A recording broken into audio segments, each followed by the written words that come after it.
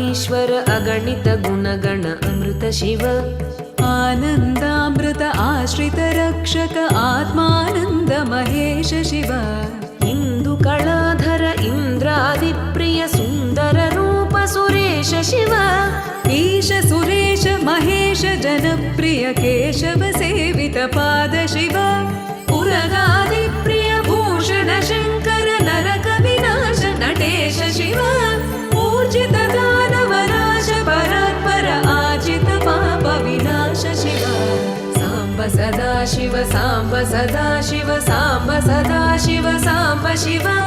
साम्ब सदा शिव साम्ब सदा शिव साम्ब सदा शिव साम्ब शिव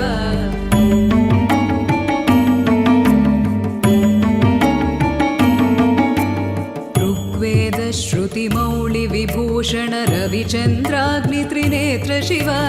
रूपमनादि प्रपञ्च विलक्षण ताप निवारण तत्त्व शिव लिङ्गस्वरूप सर्वबुध प्रिय मङ्गलमूर्ति महेश शिव नूताधीश्वर रूप प्रिय शिव वेदान्त प्रिय वेद्य शिव एकानेक स्वरूप विश्वेश्वर योगि हृदि प्रिय वास शिव ऐश्वर्य श्रिय चिन्मय चिद्घन अच्युतानन्त महेश शिव साम्ब सदा शिव साम्ब सदा शिव साम्ब सदा शिव साम्ब शिव